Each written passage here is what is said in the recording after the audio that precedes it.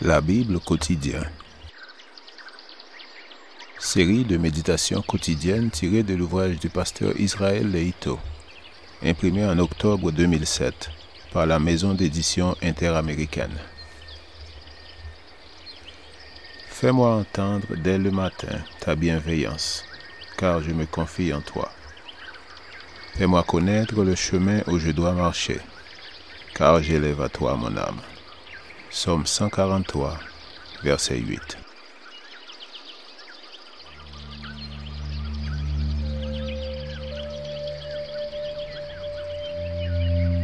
Aujourd'hui, le 11 avril, il vit aujourd'hui. Ils avaient avec lui des discussions relatives à leur religion particulière et à un certain Jésus qui est mort et que Paul affirme être vivant.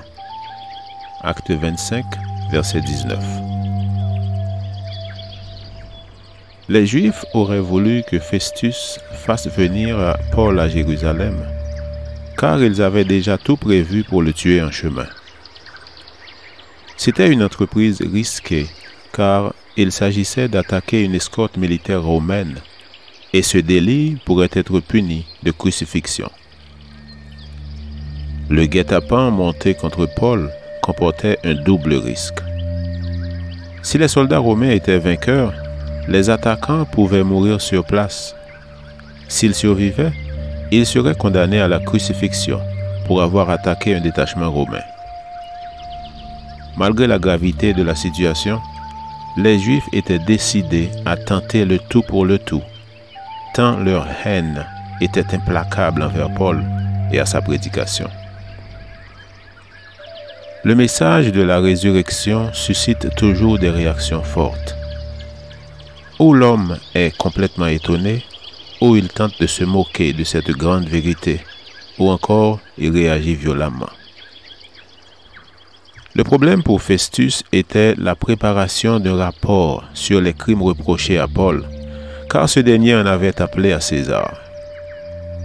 Le seul crime que le gouverneur pouvait invoquer devant l'homme le plus puissant du monde d'alors était la proclamation de la grande vérité de la résurrection de Jésus. Il demanda l'aide d'Agrippa car il ne comprenait rien à cette affaire. Et Agrippa connaissait mieux les différences entre les Juifs et les chrétiens. Le crime avait consisté à prêcher la résurrection du Christ à des gens qui ne saisissaient pas cette grande vérité et n'étaient pas disposés à laisser le Saint-Esprit les aider à comprendre. S'il est vrai qu'aujourd'hui la résurrection du Christ est acceptée par la grande majorité du monde chrétien, elle est aussi traitée avec indifférence ou considérée comme une folie. Notre foi est fondée sur cette grande vérité. Jésus est vivant aujourd'hui. Le Christ n'est pas dans la tombe. Il n'était pas un religieux de plus, ayant son idée à lui pour résoudre les problèmes de l'homme sans tenir compte du Dieu du ciel.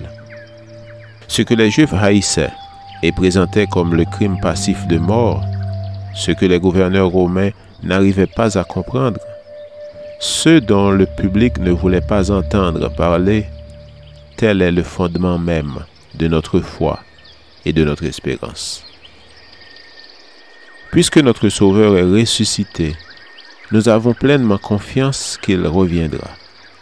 Puisqu'il est vivant aujourd'hui, j'ai entière confiance qu'il intercède pour moi. Puisque la tombe n'a pas pu le retenir, je suis convaincu que mon salut est assuré. Telles étaient les grandes vérités que les Juifs voulaient étouffer en accusant Paul, car ils ne pouvaient supporter que le monde ait un Sauveur ressuscité qui offre le salut aux hommes en dehors de leurs traditions et de leurs coutumes. Lecture de la Bible pour aujourd'hui dans l'Ancien Testament, 1 Samuel chapitre 21 verset 1 jusqu'au chapitre 23 verset 29. Et dans le Nouveau Testament, Actes chapitre 25 verset 1 jusqu'au chapitre 26 verset 32. Je vous souhaite de passer une excellente journée avec Jésus.